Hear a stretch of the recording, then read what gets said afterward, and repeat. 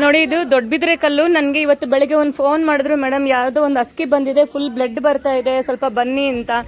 ಸರಿ ನಾವು ಬಂದ್ವಿ. ನಾವು ಬರೋಷ್ಟಲ್ಲ ಆಲ್ರೆಡಿ ಅದು ಸತ್ತೋಗಿದೆ. ನಾನು ಏನಕ್ಕೆ ವಿಡಿಯೋ ಮಾಡ್ತಾ ಇದ್ದೀನಿ ಅಂತಂದರೆ, ಇವರು ನಿನ್ನೆಯಿಂದ ಆಂಬುಲೆನ್ಸಿಗೆ ಕಾಲ್ ಮಾಡಿದ್ದಾರೆ, ಒಬ್ಬರು ರೆಸ್ಪಾಂಡ್ ಮಾಡಿಲ್ಲ. ಇವಾಗ ಪ್ರಾಣಿಗಳಿಗೆ ಅಂತ ಆಂಬುಲೆನ್ಸ್ ಇರುವಾಗ ಅವ್ರು ಏನು ಮಾಡಬೇಕು, ಕ್ವಿಕ್ಕಾಗಿ ಬರಬೇಕು. ನಿನ್ನೆ ಬೆಳಗ್ಗೆಯಿಂದ ಟ್ರೈ ಮಾಡಿ ಇಲ್ಲಿ ತನಕ ಆಂಬುಲೆನ್ಸ್ ಬಂದಿಲ್ಲ. ನಾವು ಅಷ್ಟು ದೂರ ನೆಲಮಂಗಲದಿಂದ ನಾನು ಬಂದಿದ್ದೀನಿ, ನೋಡಿದ್ರೆ ಅದು ಆಲ್ರೆಡಿ ಸತ್ತಿದೆ. ಇದು ಬಿಟ್ಟಿದ್ದಾರೆ ಯಾರೋ, ನೋಡಿ ಬ್ಲ್ಯಾಕ್ ಬೆಲ್ಟ್ ಇದೆ, ಸತ್ತೋಗಿದೆ ಇದು. ಸೊ ನಾನು ಹೇಳೋದು ಆಂಬುಲೆನ್ಸ್ಗಳಿರೋದು ಏನಕ್ಕೆ, ಸಮಯಕ್ಕೆ ಬರಬೇಕು. 2 ದಿವಸದಿಂದ ಟ್ರೈ ಮಾಡಿದ್ರು ಒಂದು ಆಂಬುಲೆನ್ಸ್ ಬಂದಿಲ್ಲ ಅಂದ್ರೆ ನನಗೆ ಬೇಜಾರಾಗ್ತಿದೆ. ಮೇಡಮ್ ನಿನ್ನೆಯಿಂದನೂ ಟ್ರೈ ಮಾಡಿದ್ರಾ? ಮೇಡಮ್ ಅವ್ರ ಮಗಳು ನಿನ್ನೆ ಎಷ್ಟು ಟ್ರೈ ಮಾಡಿದ್ರು ನೋಡಿ. ಹಾ, 11 ಗಂಟೆ ಟ್ರೈ ಮಾಡಿದಾರೆ, ಯಾರು ರೆಸ್ಪಾಂಡ್ ಮಾಡಲ್ಲ ಅಂದ್ರೆ ಯಾವ ತರ ಇದು ಜೀವನ ನೋಡಿ. ಇದು ಅದೇ ಪ್ರಾಣಿಗಳಿಗೆ ಅಂದ್ರೆ ಇವ್ರು ಆಂಬುಲೆನ್ಸ್ ಇಟ್ಕೊಂಡಿದ್ದಾರೆ, ಪ್ರಾಣಿಗಳಿಗೋಸ್ಕರ ಬರ್ತೀವಿ ಅಂತ ಹೇಳ್ಬಿಟ್ಟು ಈ ತರ ನಿನ್ನೆಯಿಂದ ಬಂದಿಲ್ಲ ಅಂದ್ರೆ ಇವಾಗ ಜೀವ ನೋಡಿ ಮಣ್ಣಲ್ಲಿ ಮಣ್ಣಾಗಿ ಬಿದ್ದಿದೆ. ಮತ್ತೆ ಅದು ಯಾರೋ ಬಿಟ್ಟಿರೋದು. ಇವ್ರು ಹೇಳ್ತಾರೆ ಇಲ್ಲಿ ಯಾರ್ದು ಅಲ್ಲ ಮೇಡಮ್, ಅದು ಎಲ್ಲಿಂದನೋ ಬರ್ಬೇಕಾರೇನೆ ಗಾಯ ಆಗಿತ್ತು, ರಕ್ತ ಬರ್ತಿತ್ತು ಅಂತ. ಸೊ ಯಾರು ಬಿಟ್ರಂತ ನಿಜವಾಗ್ಲೂ ಗೊತ್ತಿಲ್ಲ. ನಾವಿವಾಗ ಇಲ್ಲಿ ಮಣ್ಣು ಮಾಡಿ ಹೋಗ್ತೀವಿ, ಆದ್ರೆ ಅಟ್ಲೀಸ್ಟ್ ನೇನೆ ಯಾವ್ದಾದ್ರು ಒಂದು ಆಂಬುಲೆನ್ಸ್ ಬಂದಿದ್ರೆ ಖಂಡಿತ ಇದ್ರ ಜೀವ ಉಳಿಸ್ಬೋದಾಗಿತ್ತು.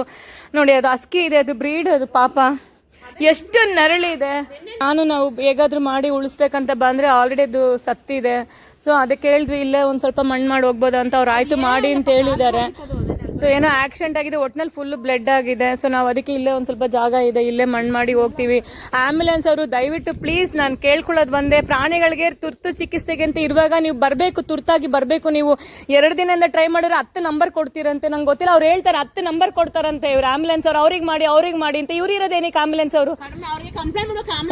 ನೋಡಿ ಆ ಡ್ರೈವರ್ಗೆ ಮಾಡಿ, ಈ ಡ್ರೈವರ್ಗೆ ಮಾಡಿ ಅಂತ ಅನ್ಯಾಯವಾಗಿ ಅದ್ರ ಜೀವ ಕಳ್ದಿದ್ದಾರೆ. ನಿಜವಾಗ್ಲೂ ಇದು ಅವ್ರಿಗೆ ಶಾಪ ಆಗುತ್ತೆ.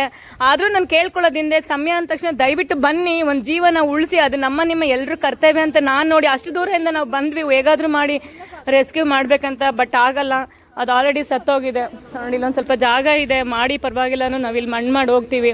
ಇವ್ರು ಯಶಸ್ ಅಂತ, ಇವ್ರು ಯಾವಾಗ್ಲೂ ನನ್ನ ಪ್ರಾಣಿ ಸೇವ್ ಮಾಡ್ಬೇಕಂದ್ರೆ ಅವ್ರು ನನ್ನ ಜೊತೆ ಕೈ ಜೋಡಿಸ್ತಾರೆ. ಅವರು ಸಮಾಜ ಸೇವೆ ಮಾಡ್ತಾರೆ, ಗಿಡಗಳು ನೆಡೋದು, ಕೆರೆ ಕಟ್ಟೆಗಳನ್ನ ಕ್ಲೀನ್ ಮಾಡೋದು, ಆ ಥರ. ಹಾಗಾಗಿ ಬಂದ್ರು.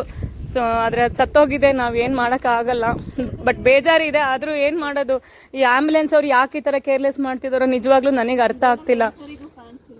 ಆಗಲಿ ಇವಾಗ ಮಣ್ಣು ಮಾಡಿ ಹೋಗ್ತೀವಿ. ಆಂಬುಲೆನ್ಸ್ ಅವ್ರು ದಯವಿಟ್ಟು ಎಚ್ಚೆತ್ಕೊಳ್ಳಿ. ಇಂಥ ಮೂಗ್ ಪ್ರಾಣಿಗಳಿಗೆ ಬನ್ನಿ, ಬೇಗ ಬಂದು ಕಾಪಾಡೋದು ನಮ್ಮ ಡ್ಯೂಟಿ. ಆಮೇಲೆ ಅದೇನು ಬೇಕಾದರೂ ಆಗಲಿ, ಮನುಷ್ಯರಿಗಂದ್ರೆ ಜವಾಬ್ದಾರಿ ಬರುತ್ತೆ ಅಂತ ಯೋಚನೆ ಮಾಡ್ಬೋದು. ಈ ಪ್ರಾಣಿಗಳಿಗೆ ನಿಮ್ಗೇನು ಜವಾಬ್ದಾರಿ ಬರಲ್ಲ. ಸೊ ಹಾಗಾಗಿ ದಯವಿಟ್ಟು ಬಂದು ಯಾವ್ದಾದ್ರು ಒಂದು ಹಾಸ್ಪಿಟ್ಲಿಗೆ ಅಡ್ಮಿಟ್ ಮಾಡಿ. ಇಲ್ಲಿ ಯಾರಿಗಾದ್ರೂ ಕಾಂಟ್ಯಾಕ್ಟ್ ಮಾಡಿ, ಖಂಡಿತ ಯಾರಾದರೂ ಸಹಾಯ ಮಾಡ್ತಾರೆ ಪ್ರಾಣಿಗಳ ವಿಷಯದಲ್ಲಿ. ಸೊ ಇದೊಂದು ನನ್ನ ರಿಕ್ವೆಸ್ಟ್. ಇದು ಇವರೆಲ್ಲರೂ ಬೇಜಾರು ಮಾಡ್ಕೊತಿದ್ದಾರೆ, ಏನು ಮೇಡಮ್ ಎಷ್ಟು ಫೋನ್ ಮಾಡಿದ್ರು ನಿನ್ನೆಯಿಂದ ಒಬ್ರು ಬಂದಿಲ್ಲ ಅಂತ. ಗೊತ್ತಿಲ್ಲ. ಆಂಬುಲೆನ್ಸ್ ಅವರು ಪ್ಲೀಸ್ ದಯವಿಟ್ಟು ಸ್ವಲ್ಪ ಚೇಂಜ್ ಆಗಿ ಪ್ರಾಣಿಗಳ ಸೇವೆಗೆ ಬನ್ನಿ. ಅದೇ ನಾನು ಕೇಳ್ಕೊಳ್ಳೋದು. ನಾವು ಎಷ್ಟು ಮಾಡ್ಬೋದು ಅಷ್ಟೇ ಮಾಡೋಕ್ಕಾಗುತ್ತೆ. ಎಮರ್ಜೆನ್ಸಿ ಅಂದರೆ ನೀವೇ ಆ ಮಕ್ಳು ಜೀವ ಉಳ್ಸಕ್ಕೆ ದೇವ್ರ ಜಾಗದಲ್ಲಿ ನಿಂತ್ಕೊಂಡು ಕೆಲಸ ಮಾಡ್ಬೇಕಂತ ನಾನು ರಿಕ್ವೆಸ್ಟ್ ಮಾಡ್ಕೊಳ್ತೀನಿ.